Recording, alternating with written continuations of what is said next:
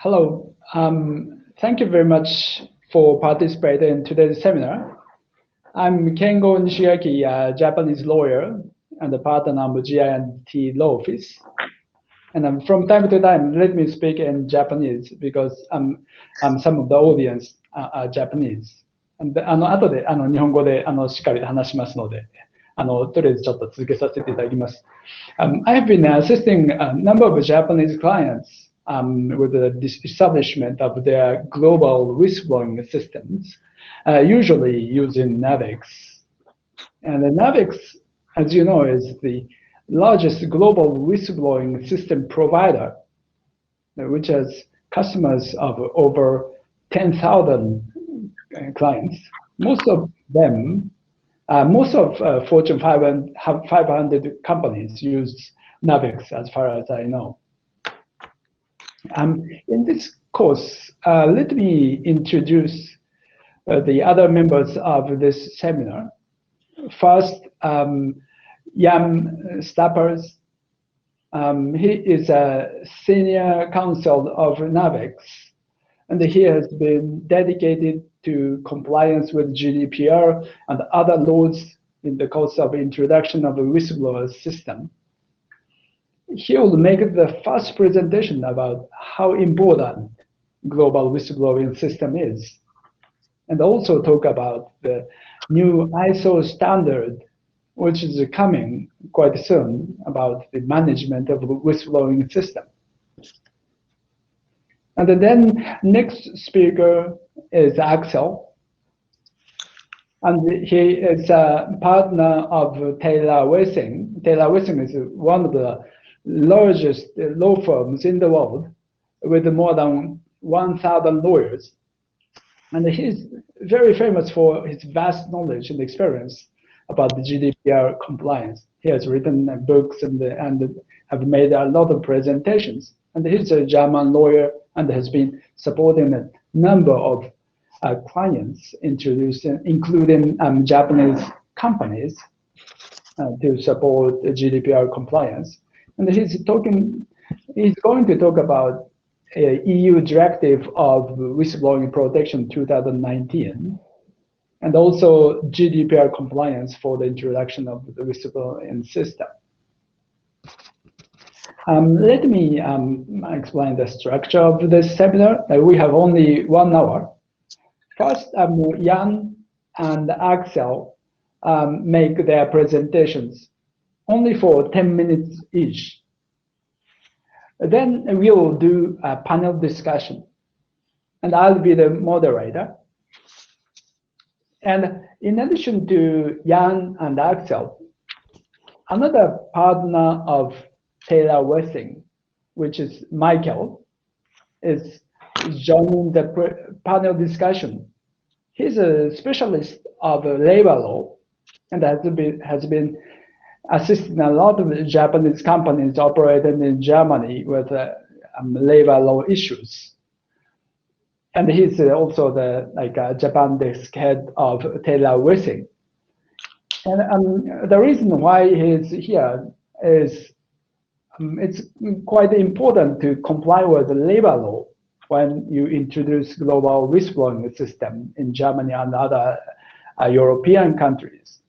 Mostly it is because co-determination or negotiations or discussions with the Works Council is necessary in Germany and in other European countries. So how to convince them to introduce the whistleblowing system is one of the key topics. And please feel free to raise your questions by this web conference system. And of course, we're happy to address them in the panel discussions. So, ではとりあえず日本語で話させていただきます。どうも弁護士の西垣と申します。で、先ほど申し上げました通り、このセミナー3部構成でやっておりまして、で、最初はNAVEX という、グローバルなウィスルブローイングシステムカンパニーですけども、これも世界の、なんと言いますか、重要な企業のほとんどが導入しているという、NAVEX のシステムですね。そこの、弁護士を、している、インハウスの、ヤンさんが、10分ぐらいトークをしました。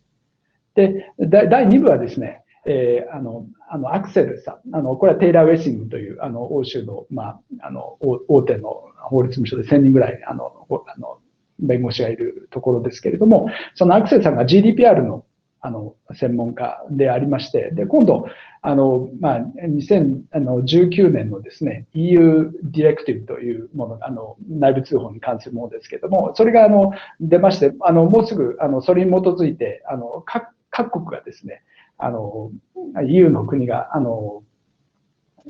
内部通報に関して法制化をしないといけないっていうような、そういうふうな状況になってますので、その点に関してアクセルさんがお話します。それが、10分間ですね。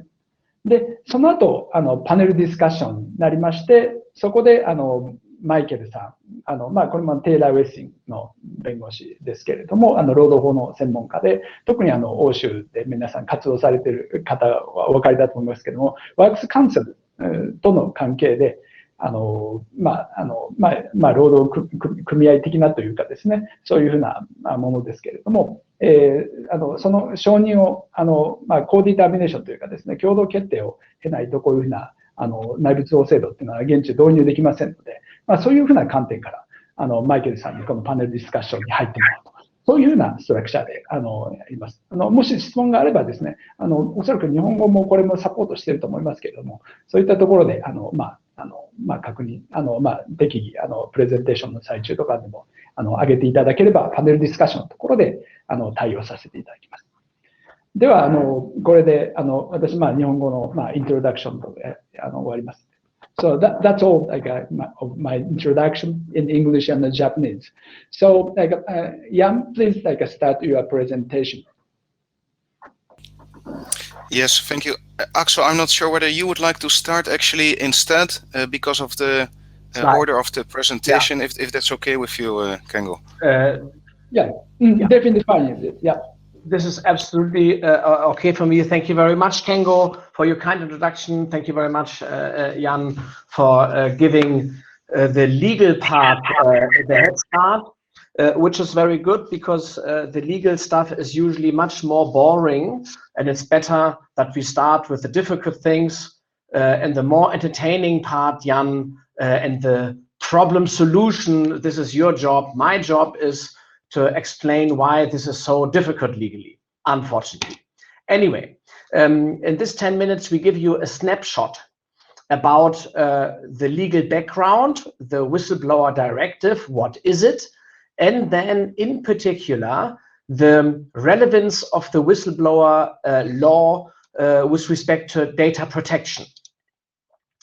So starting with the directive, key data. First of all, the main regulatory purpose, why do we have this law? That's the first question. The law is to protect the whistleblowers so that they can claim and show where things go wrong. Why do whistleblowers need protection? Because in the past, often when people whistleblowed, they had been facing very hard consequences within the firms, so that many people, employees, are likely not to whistleblow. But there's a strong idea behind compliance obligations. They should say that something goes wrong. So in order to protect and to somehow in this way also stimulate compliance via whistleblowers, the EU lawgiver thought it would be good to protect them legally. There had been no legal protection by statutory acts before, maybe by case law, but not in that kind. So that's the first whistleblower law in the EU we have. It's an extremely wide scope. So I don't go into details. It's listed in Article 4. I would say everyone basically around a company, in a company, even in a promotional phase, is falling under the protection scope of that whistleblower directive. It is already in force since December 2019, and the European member states, they got a 2-year period to implement the directive, and this is the case at 17th December 2021. So what happens at the moment is that the member states are drafting member state law. You know that that EU regulations always have to be transformed into national member states law. This is different from EU regulations like the GDPR. This applies directly. A directive needs to be transported into national law, and here quite thick. This is the German example. We produced already lots of papers and have a draft which is discussed at the moment. Interesting part for companies is always, where is the risk?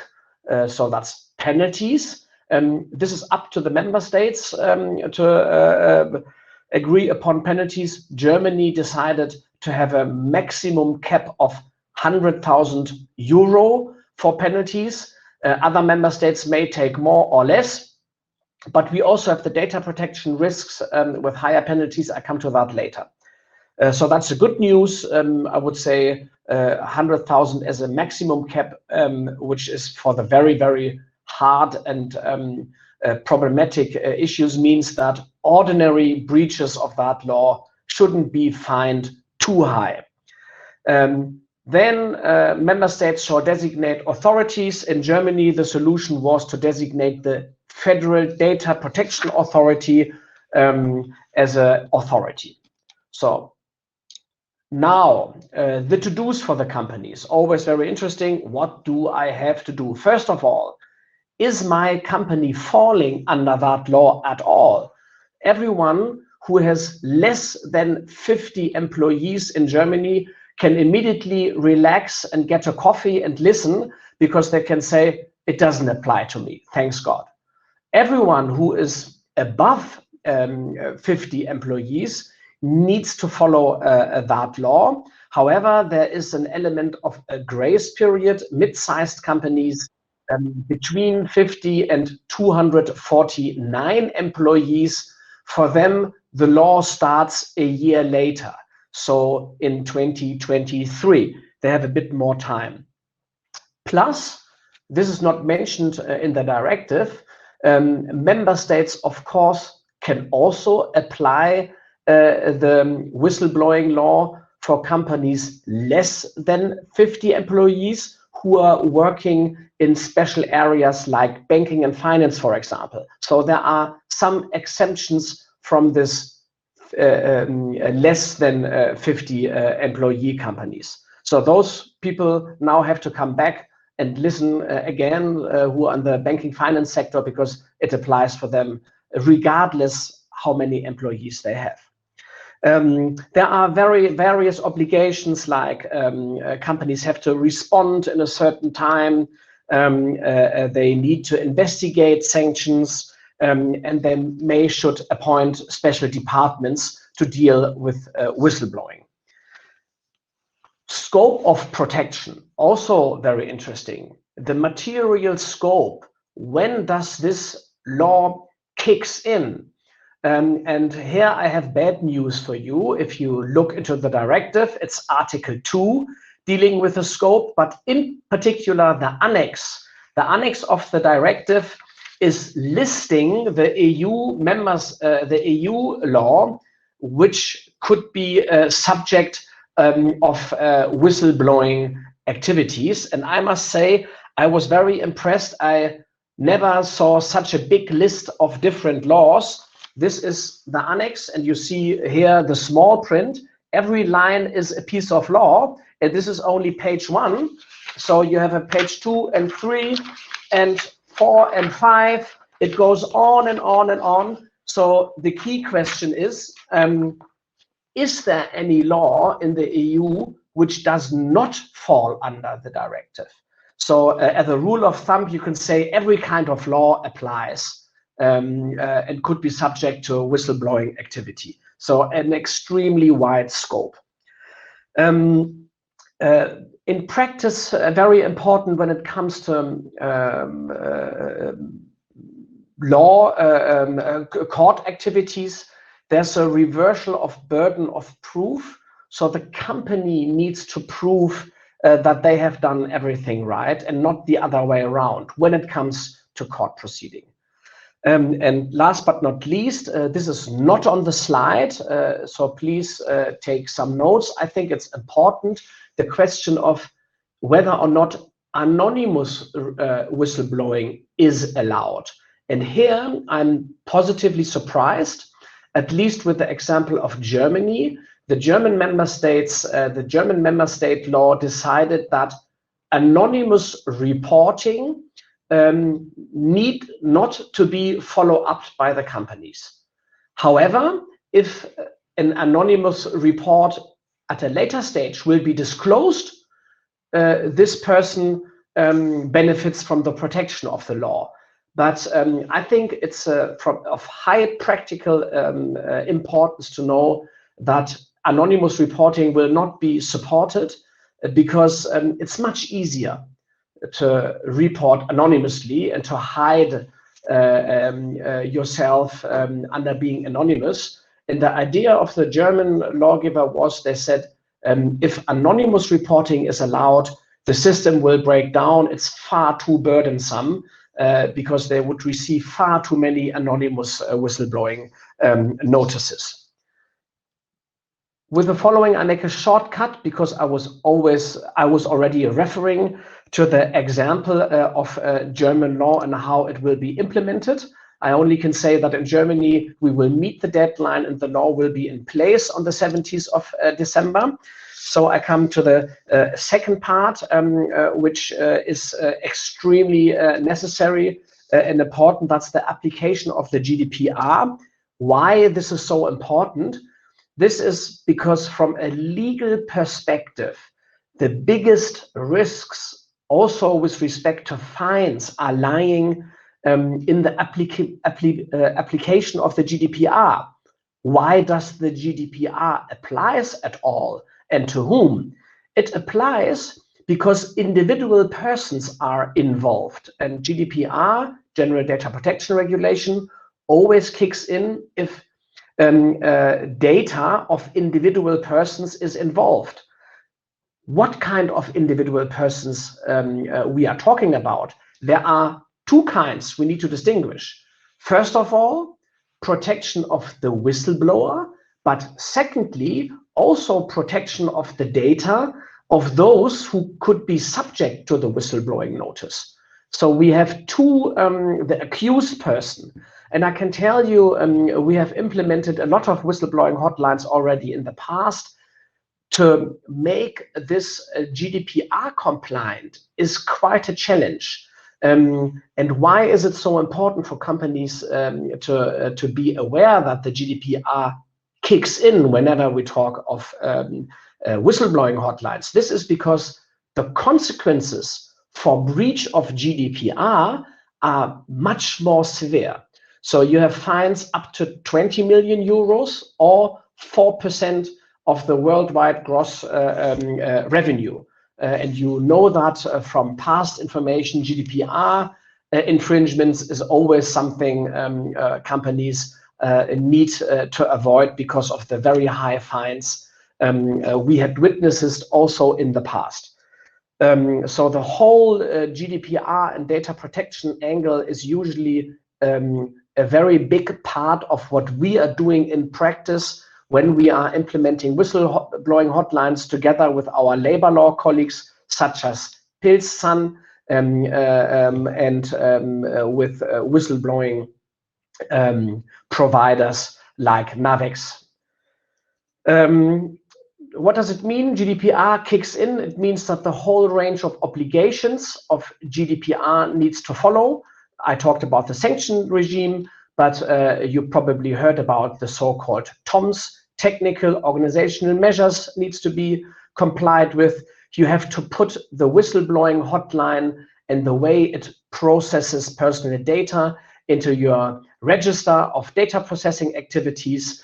And there are also a whole range of rights, which I don't go into details. You need to inform the data subject. There's a right of access. There's a right of erasure. So the question when to delete the data of those whistleblowing hotline people plus the accused one. There's obligation of deletion, which is complicated to follow. But these are all, I would say, technical legal questions where you can find a solution. We don't need to go into detail. One last word where Jan afterwards will give us a solution is Schrems 2. And whenever you have a whistleblowing hotline which sends out data out of the EU, for example, to a headquarter outside of the EU, it's easier when we send data to Japan headquarter, because Japan has an adequate level of data protection. It says like an EU member state. It's getting more complex when you send related data to the US, for example, because then this very recent judgment of Schrems 2 kicks in, which says that data export out of the EU to countries like the US is under critical review. I don't want to get into details because I hope Jan will give us a solution for that problem. One can talk about a day about this very transfer problem. All what I want to say, and I'm closing here, is that you need to have EU data transfer out of the EU on your list of to-dos when you implement a whistleblowing hotline. And now I can say thank you very much. When you have specific questions after the session, I'm very happy if you send us an email. I'm very happy to correspond to your questions. Thank you very much. Some publications, and now I hand over to Jan. Thank you. Sorry, before Jan kicks in, let me briefly summarize it in Japanese for Japanese audience.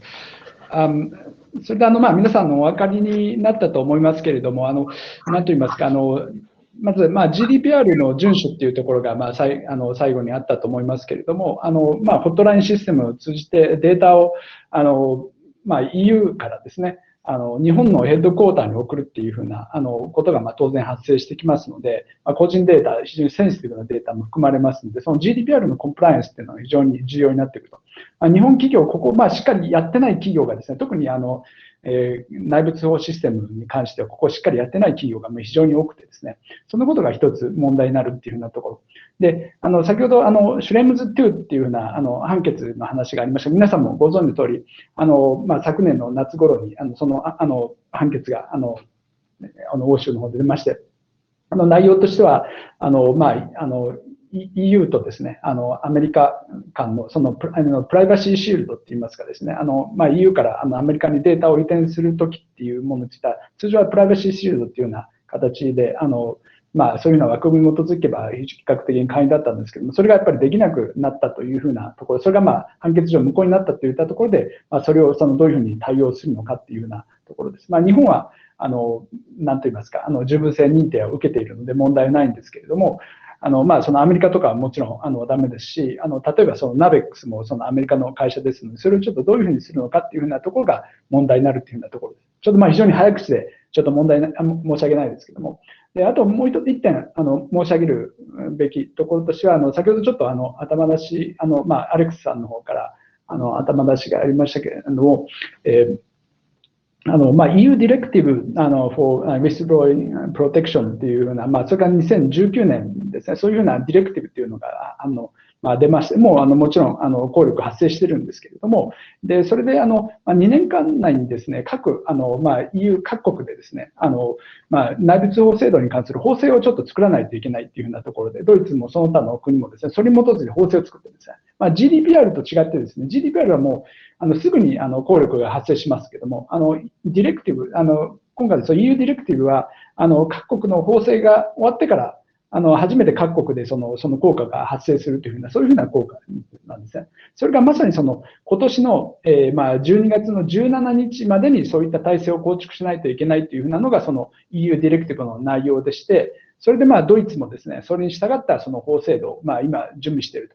でそれ何を申し上げたいかというとですね、皆さん、例えばその欧州の拠点がありまして、いろんな国にやっぱり結構散らばっておられると思いますけれども、そのEU ディレクトに基づいたその各国の法制にやっぱり準拠するような形で体制を再構築しないといけないっていうふうなことになってきますので、そういうふうなところからもですね、それGDPR という各国それぞれの法制が違ってきますので、そのコンプライアンスどうするのかっていうふうなところがまたキーの問題になってくるかなというふうに思います。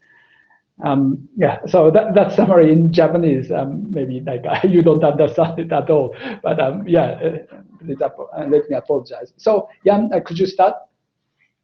Yes, please. Thank you very much. And perhaps Kengo, may I suggest that we do this summary per element that I'm going to discuss? Then we avoid a long summary in Japanese and a long English story before that. Shall we do like that? Oh yeah, definitely. Yeah, thank you for the suggestion. Yeah, thank you. So my first slide features some tulips because I'm speaking to you from the Netherlands where spring started, and it's a very nice sight, and I just wanted to share that with you. I'll discuss 3 elements during this presentation.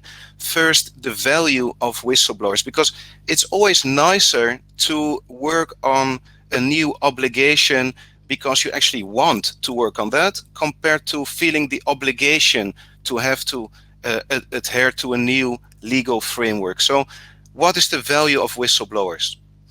Then I'll discuss a topic which is a new ISO guideline, ISO 37002. ISO is drafting and actually finalized drafting a new guidance on whistleblowing management systems. Bottom line, we know what we have to put in place because of the European laws, but this guidance helps us to implement a whistleblowing system according to best practices so that it's actually being used. And then the last point, a case study.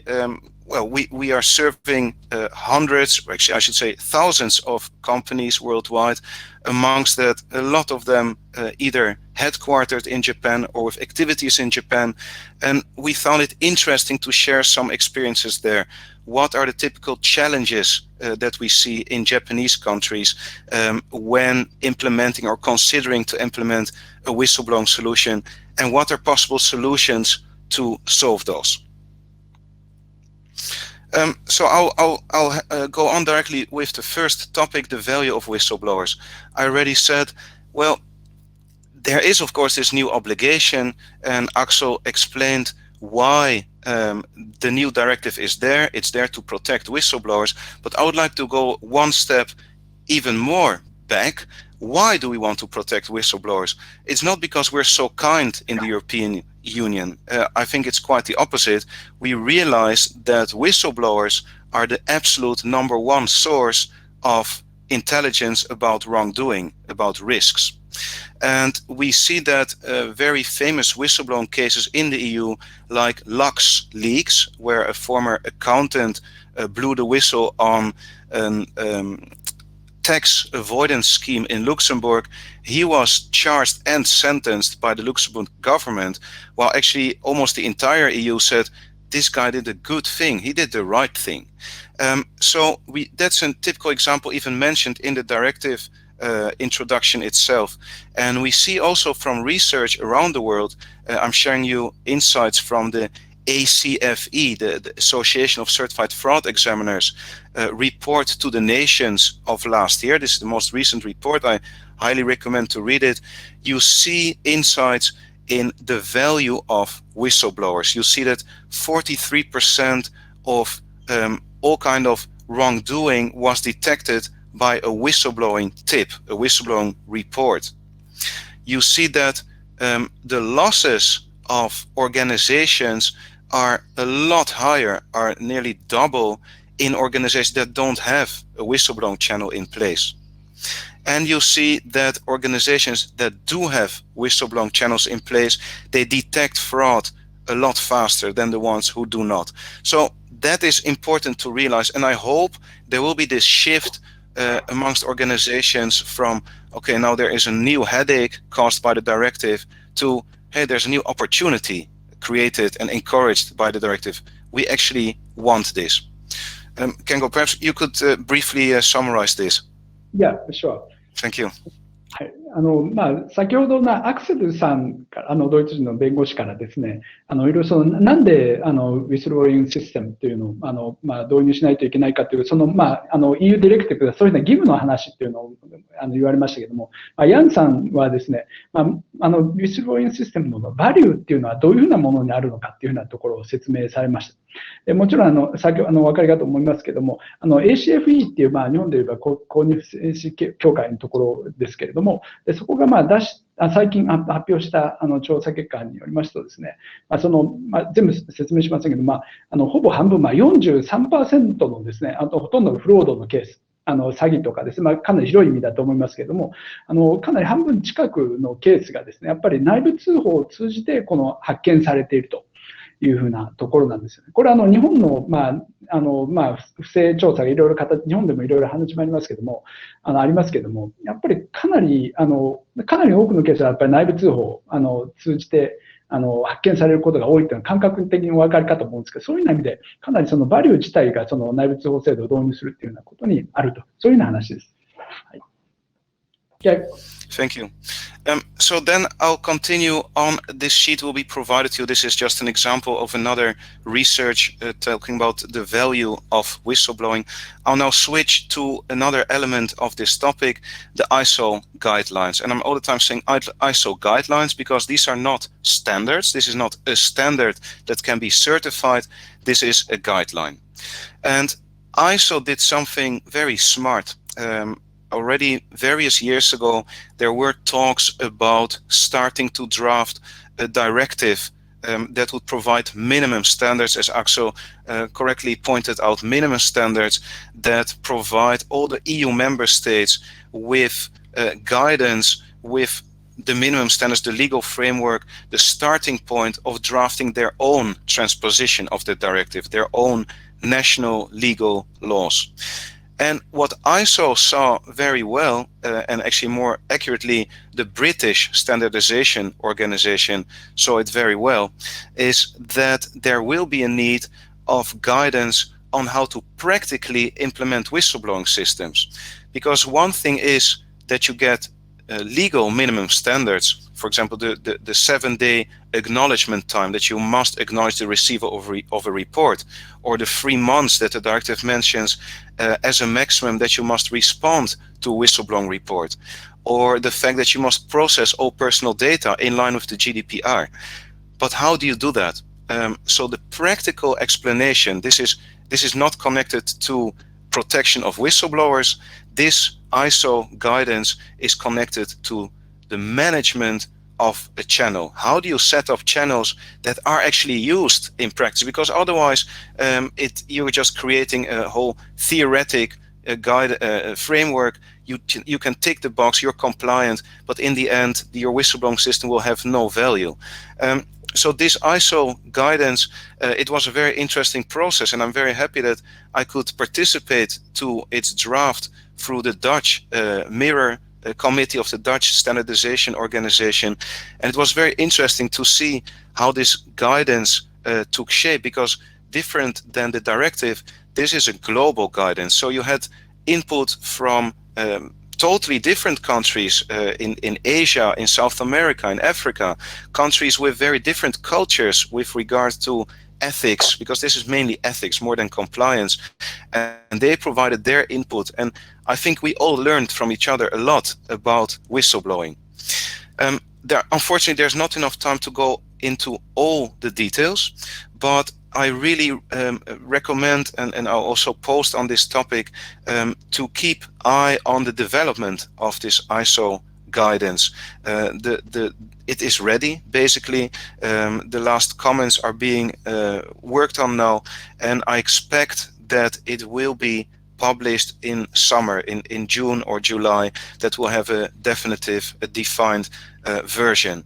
What's important to know is that this ISO guidance provides guidance, provides best practices about the entire stage of whistleblowing, how to facilitate reporting, how to assess reports, how to follow up on reports, and how to resolve cases, and then learn from such a case, learn how to improve yourself in order to again facilitate reporting. Kengo, please. Yeah, sure. Thank you.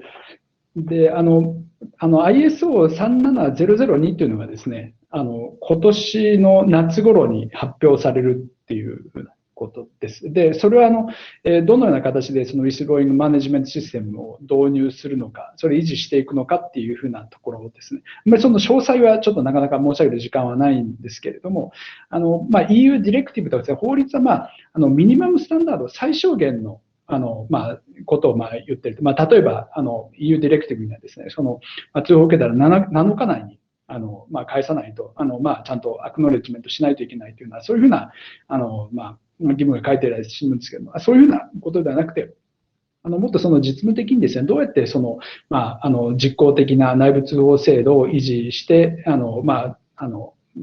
構築していくかと。で、そういうふうなところについて記載されたものであります。で、その関係ですけれども、なんと言いますか、かなり日本でですね、内部通報の認証制度っていうのが消費者庁の下で作られているというふうなところは皆さんご存知だと思います。少女法務がですねそれの認証をするような制度がありますけれども、それがその日本の固有の制度だとすればですね、この ISO スタンダードっていうのはその国際的なスタンダードというふうな形、もちろんこれ認証するのにですね、ちょっとお金を払っていろいろ体制を構築して認証してもらう必要があるんですけども、そういった意味で一つのちょっと面白い取り組みとしてちょっと見ていただければなというふうに思います。Yeah. You are on mute. You are on mute. Yeah. Excuse me. Yes, sorry. It happens at least once a day. Sorry. Then the practical element when introducing a whistleblowing solution within companies that are either headquartered or have an entity, a daughter company in Japan. What do we see? Actually, I don't think the Japanese approach is so unique, and you hear that a little bit also in the during the comments to the transposition period in EU member states, and actually Axel already touched on that a little bit when you said, well, happily the German legislator leaves it to organizations whether to follow up on anonymous reports or not. We see that as an exact text in the directive, so there is no obligation to follow up on anonymous reports. You'll see that in the third block that I'll specifically address this topic. What we identify, and I spoke with the people who are representing Navex in Japan.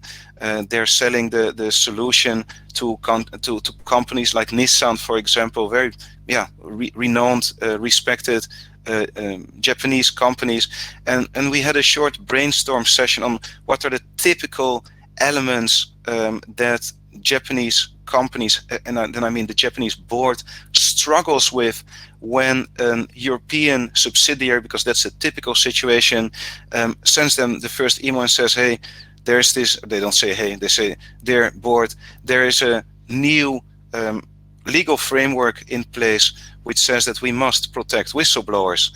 We have to look into this. And then the typical reaction is threefold. One is that the board says, okay, if we must do it, then of course we must be compliant. Let's look into this, but we want to remain involved. All the whistleblowing messages must end up at our desk. Then another typical reaction is, okay, sure, you must be compliant. And actually, I saw already from the corner of my eye that there's a question coming in from the attendee, one of the attendees, which is saying, do all Japanese companies need to adhere to the European Whistleblower Protection or the national transpositions? And I'll answer that question by giving an example. You see that many companies say, Japanese companies, well, you have to be compliant, dear daughter entity, with the new law, but we're not, because we're a Japanese entity. We don't fall under the European law. we only fall under the European law regarding the entities that are covered by the European law. So let's implement the whistleblowing solution first at the subsidiary in Slovenia, in Hungary, in the Netherlands. Let's start small and see how it goes. And then the last typical response is about that very hot topic regarding anonymous whistleblowing. Typical reaction, and that is not Japanese, that is multinational, that's international everywhere. The top-down approach, well, if we will allow for anonymous reporting, definitely we will be flooded by rubbish reports. Everybody will start sending ugly emails talking about the board or the boss, about the fact that there's no air conditioning in the room, about the fact that we're not being paid enough, and that will all end up at our desk, and that's impossible. We cannot deal with that. And another element, if you're anonymous, you're not trustworthy, because of course we are a trustworthy company, we probably don't do anything wrong, and we have this great environment where you can fully confidential report, there will be no retaliation. And that's a bit of an illusionary, innocent approach. And it's very understandable, of course, because the board wants to generate business, and it takes some time to realize that value of whistleblowers. And it also takes time to realize what a bottom-up approach would be. Imagine that you're an employee. You maybe have a family to feed. You're clinging on to your job, especially maybe in difficult times such as we're living now. You must pay your mortgage, you have your costs, you want to stay in that job, but you see a risk and you like your company, you work with your company, and especially in Japanese companies, it's not something that you switch jobs every 5 years because otherwise you're considered a boring person. It's you really, really want to contribute to that organization, and you see something wrong, going wrong, or you see a risk, but you fear retaliation. That is addressed by the directive as well. Many people, and I'm sure actually every one of us at a certain point will see in our career something that at least could be improved, or outright frauds and scams. That's also possible, of course, but something that you would like to report. And I think that everyone knows that feeling, that you would like to address this, but you directly start thinking that what would be the consequences for me? And that is why, again, this is a topic to discuss for hours and hours, but just a short comment on this. Please keep in mind that the directive has this hidden big stick in it. Of course, member states have the freedom to decide whether organizations are under the obligation to follow up on anonymous reporting or not. But at the same time, the whistleblower has the right to go public if an organization didn't follow up. Maybe even if it didn't have to follow up. It didn't, then as a whistleblower you have the right to go public. So imagine if you're an organization, you just want to be compliant, you receive an anonymous report, you say, this is anonymous, I'm not going to bother to look into this, I take the risk of leaving out very valuable information about the wrongdoing because I'm afraid of malicious reporting. So I don't react, and then 3 months later you'll see your company name in the newspaper, a scam is revealed. And that is what happened already to various companies in Europe and around the world. And that is something to keep in mind about this anonymous reporting. We highly recommend, and we're not paid per report that our customers receive. This is really based on experience. This is also the opinion of many organizations around the world that look at things from the perspective of risk mitigation, do allow for anonymous reporting. And then we wrote down a couple of best practices, which I will not read out. Please do that in your own time. Perhaps you had the time ready to read through it. These are things that will help you to create a system that actually invites whistleblowers to do the right thing, to encourage them. And what's a very important element here, and that is something that a law firm can be of great help with. Ask them. They are experts of the law, but they should also be experts in providing training, how to make sure that people understand how to blow the whistle, to create a system that is actually being used well, because that will be an opportunity to receive valuable reports and not be flooded by rubbish. Thank you. Yep. Yeah. Thanks so much. I'm like a bit mindful of time. Let me like summarize it very fast.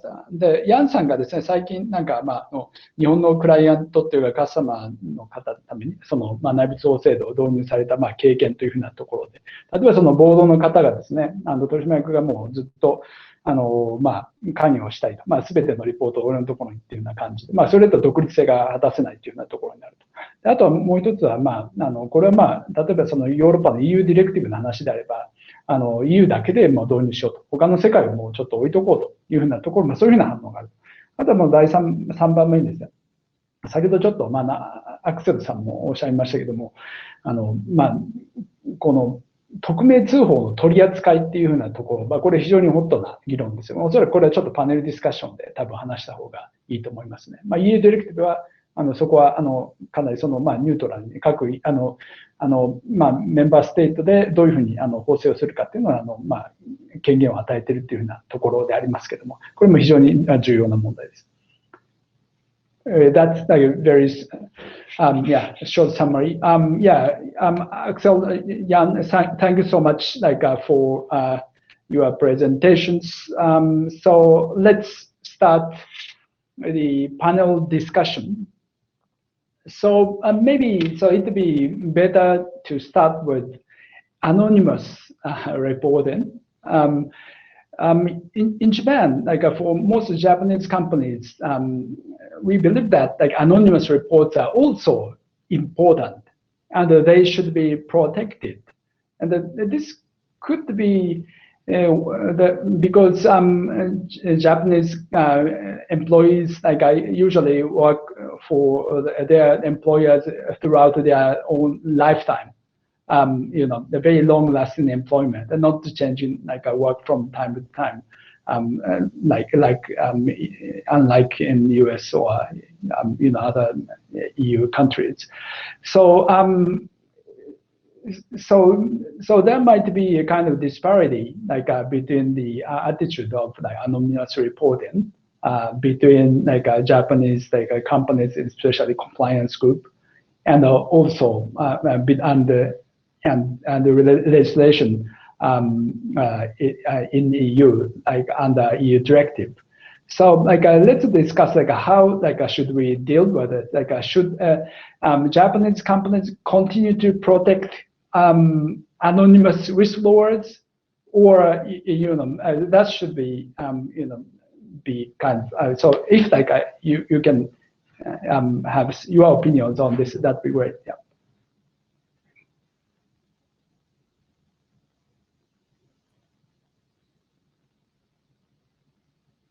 So Axel, do you have some comments?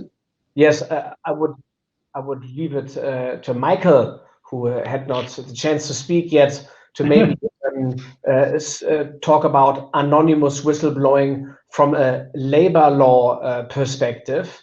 I already mentioned that from a data protection perspective, but maybe from the labor law, as a labor law expert, what do you think about anonymous reporting?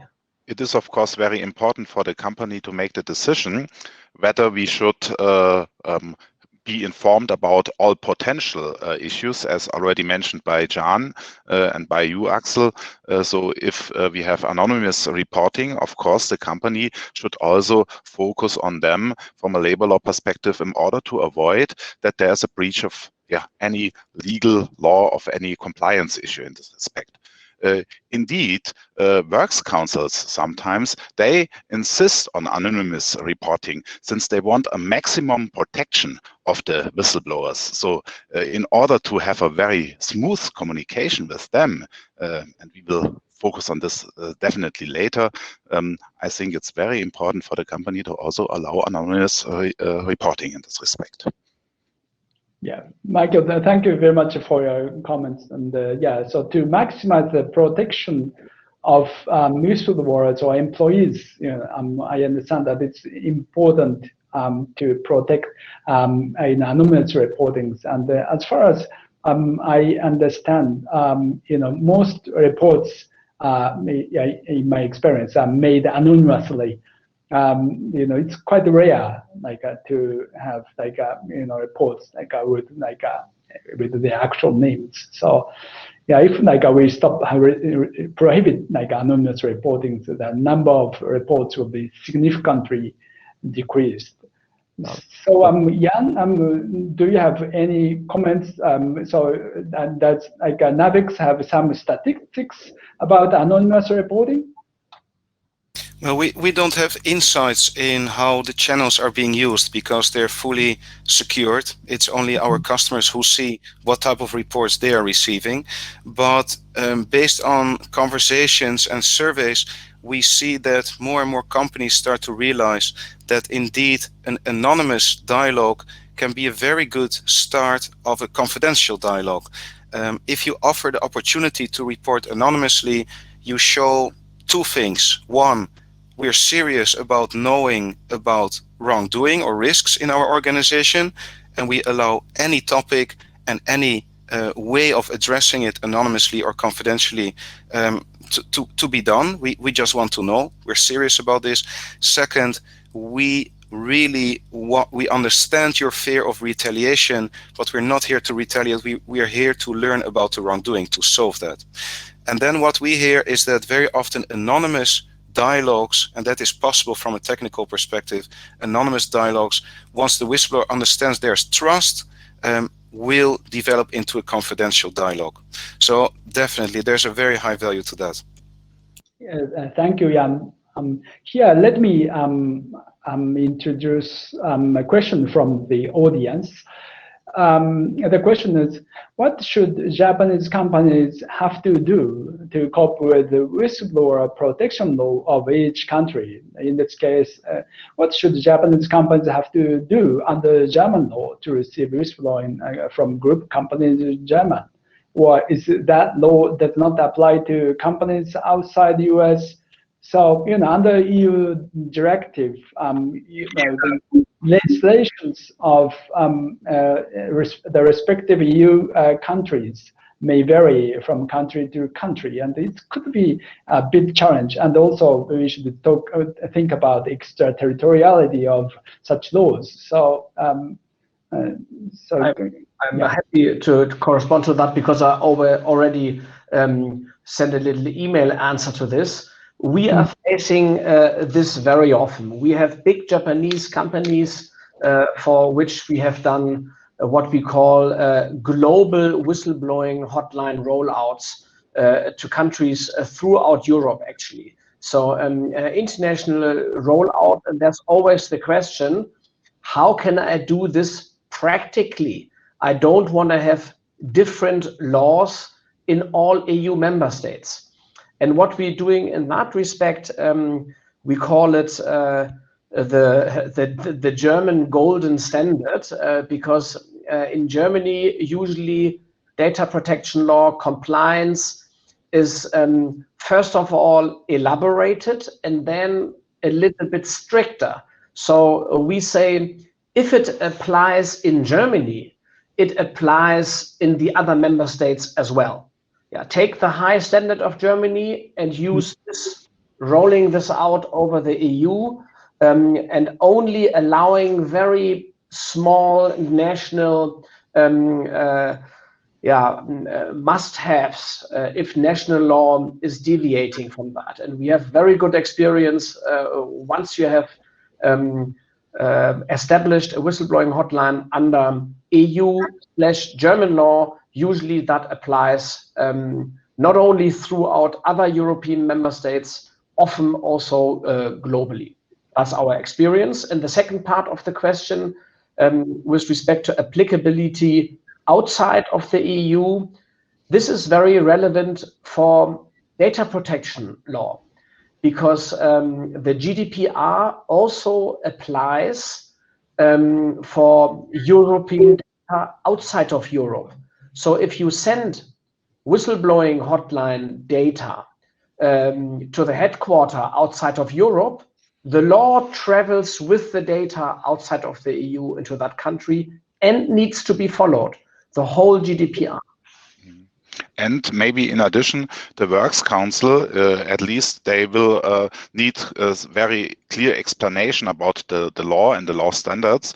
And of course, if this is a high standard, they might easier accept. If we have not a German golden standard, then it's very difficult to implement from a national Works Council perspective.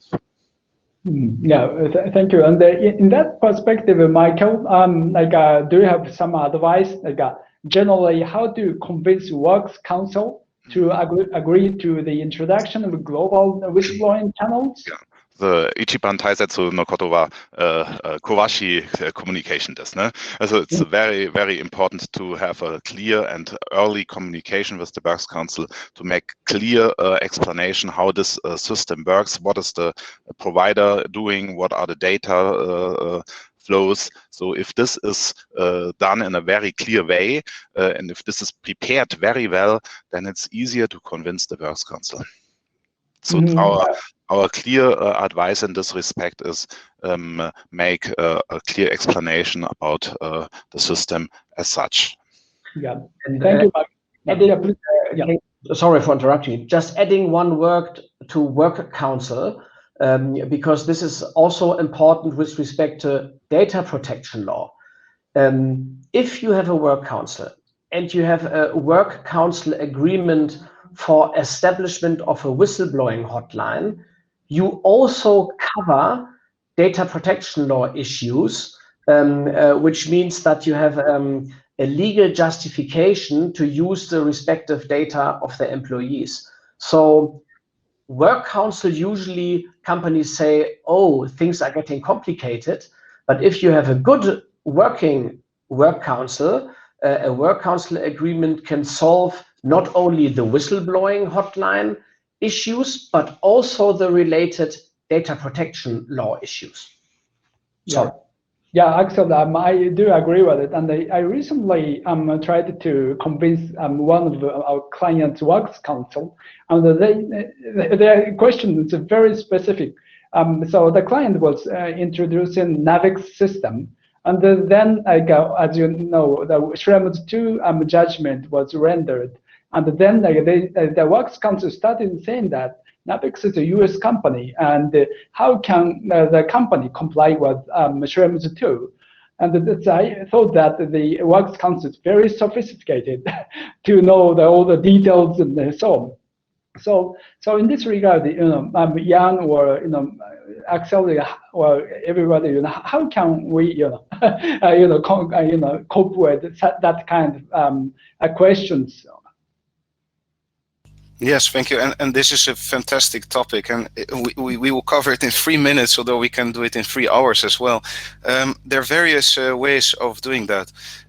If you read the Schrems II, it's a lot of headaches again, but then there are very useful recommendations and basically help provided by other European institutes like the European Data Protection Board. In its latest recommendation following Schrems II, it points out various solutions to process personal data and especially transfer personal data outside of the EU in line with the GDPR post, so after Schrems II. There are various solutions. One of them would, for example, be to make sure that the data doesn't travel from one place to the other, but that it's hosted all in a cloud. So the people want to access the data, they travel virtually, they travel. The data is not transferred. The practical element with that is, the practical challenge with that, and Axel already mentioned, many cloud solutions are US based because it's just like that. Microsoft Azure is the most used cloud solution out there. It's US based. So how do you do that? And then technical elements are very important. And again, this is the value of a law firm, of course, to help you assess whether your whistleblowing solution is compliant with the applicable laws. But one possible solution is to make sure that the entire system is asymmetrically end-to-end encrypted. And actually, asymmetric encryption is one of the possible solutions explicitly mentioned by the European Data Protection Board. And then there's another challenge to achieve this technical sophistication and at the same time make sure that the system is easy to use. So there are a lot of challenges, but there are also solutions to that, and that is the added value, of course, of experts in this field. Yeah, and thank you so much. And in that regard, for that client, I got the kind of very detailed report from Navex about the encryption and the audit reports that they conducted regarding the security measures of the system. And then, finally, that they were quite convinced of how secure the Navex system is. And I'm not trying to sell your system to the audience, but still, they are quite impressed with your system. Yeah, and they finally convinced. Okay, so thank you so much, and I'm mindful of timing, and it's 1 hour has quickly passed. Thank you very much for your participation, and thank you very much for presenters' great speeches. And if you have any questions or comments, please reach out to to us anytime. And all the materials can be, I believe, downloaded, and if necessary, I will send them out to you by email separately. Again, thank you very much for your participation. Thank you.